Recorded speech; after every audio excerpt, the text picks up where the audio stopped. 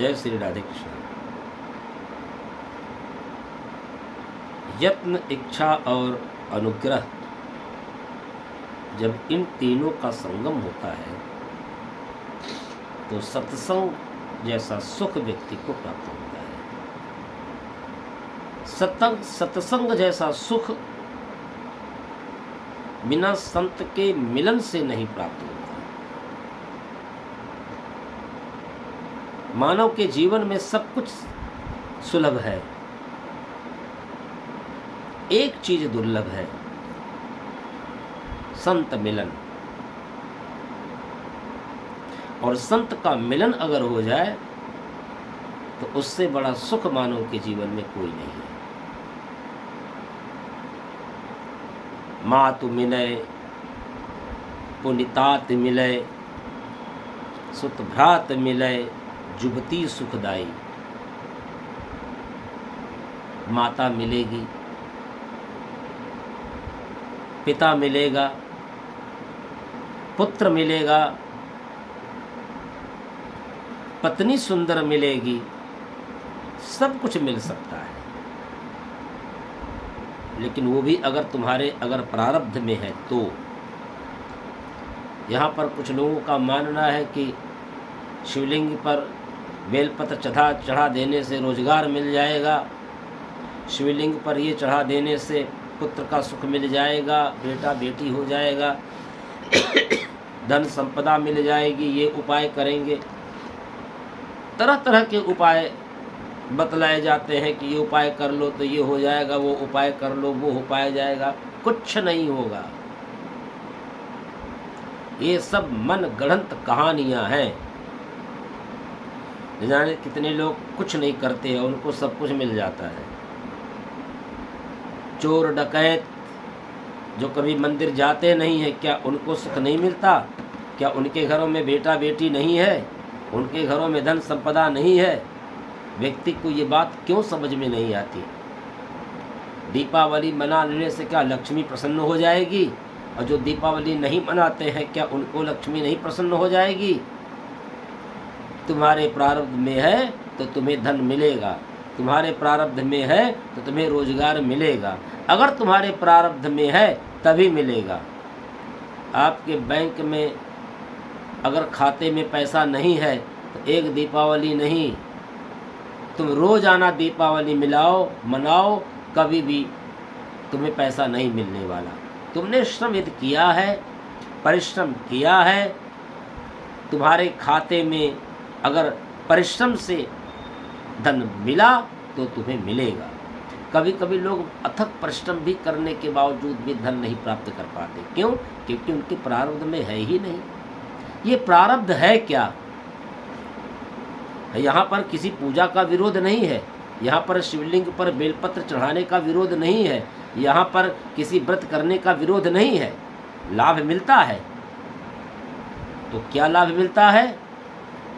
कि हम ऐसा कोई कर्म करें ही नहीं जिससे हमें प्रायश्चित करना पड़े, और अगर प्रायश्चित ना कर सके और अगर दुष्कर्म किए हैं तो वो हमारे प्रारब्ध में न जा सके।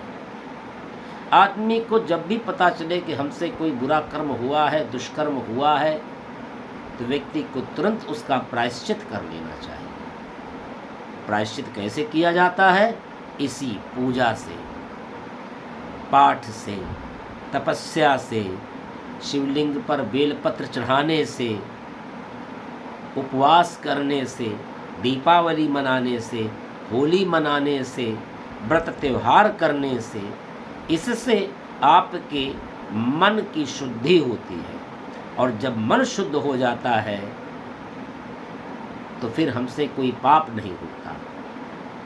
वरना अगर आपसे कोई पाप हो गया है, अगर आपने उसका प्रायश्चित नहीं किया तो वो आपके प्रारब्ध में मिल जाएगा, और जब प्रारब्ध में मिल जाएगा तो उसका भोग आपको भोगना ही पड़ेगा। श्रीमद् भागवत महापुराण में बताया गया, अगर आपसे व्रत न हो सके, तप न हो सके, पूजा न हो सके, पाठ न हो सके, तो आपके लिए आपके प्रारब्ध को दूर करने का एक ही उपाय है कि केचित् केवलया भक्त्या वासुदेवो परायणा। वासुदेव का ओम नमो भगवते वासुदेवाय, भगवान का संकीर्तन नाम करें, जप करें, भगवान का सुमिरन करें, संत का दर्शन करें।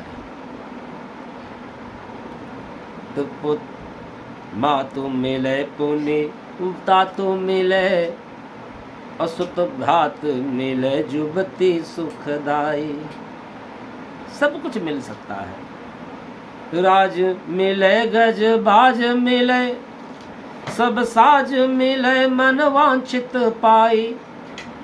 अलोक मिले विधि लोक मिले, परलोक मिले पर कोठ न जाई। असुंदर और मिले सब ही, संत समागम दुर्लभ भाई। संत का समागम, संत का मिलन, संत का दर्शन। अगर अनायास ही आपकी राह पर कोई संत चला आ रहा है तो समझ लो साक्षात नारायण आ रहे हैं, और उनका दर्शन करने मात्र से आपका प्रारब्ध कट जाएगा, मिट जाएगा। कोई पूजा पाठ जप तप उस प्रारब्ध को नहीं मिटा सकता जो मात्र केवल संत के दर्शन से मिट जाता है।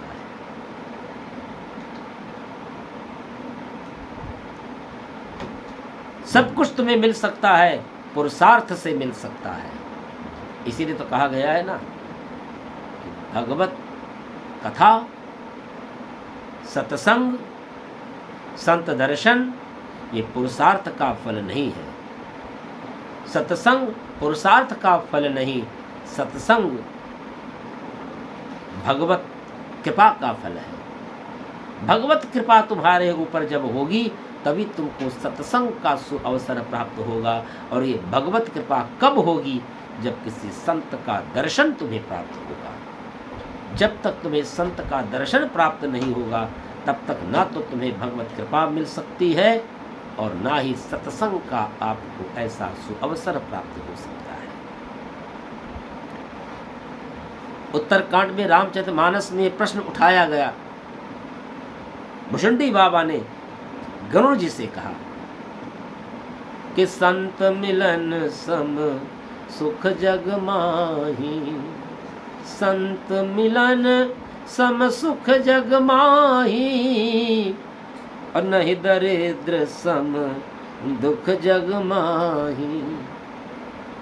दरिद्रता से बड़ा कोई दुख नहीं है और संत के मिलन जैसा जीवन में कोई सुख नहीं है। लेकिन ये भी संत का मिलन आसान नहीं है, बहुत ही दुर्लभ है। दरिद्रता जैसा कोई दुख नहीं है। तराजू के एक पलड़े पर स्वर्ग आदि के सारे सुख साधन आप रख दें, लेकिन मात्र केवल एक सत्संग के सुख का पल यदि आप पलड़े पर रख दो तो सत्संग के सुख के पलड़े के आगे भौतिक संसाधनों के सुख के पलड़े झुक जाएंगे। कितात स्वर्ग अपवर्ग सुख, धैर्य तुला एक अंग, अतुलनता ही सकल मिली, जो सुख लव सत्संग। सत्संग की मात्र एक क्षण आप तराजू के पलड़े पर रख दीजिए, उसके आगे भौतिक साधन के सुख के पलड़े झुक जाएंगे। तो इच्छा और उस इच्छा की पूर्ति के लिए प्रयत्न और उसके साथ अनुग्रह, इच्छा, यत्न और कृपा, यदि तीनों जब मिलते हैं तब ऐसा अवसर सत्संग का प्राप्त होता है। तो भगवान के अनुग्रह से ही सत्संग का सुख आपको प्राप्त हो सकता है। भगवान के अनुग्रह से ही तुम्हें संतों का मिलन प्राप्त हो सकता है।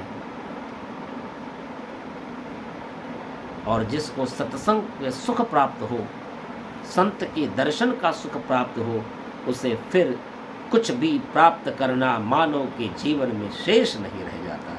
जय श्री राधे कृष्ण।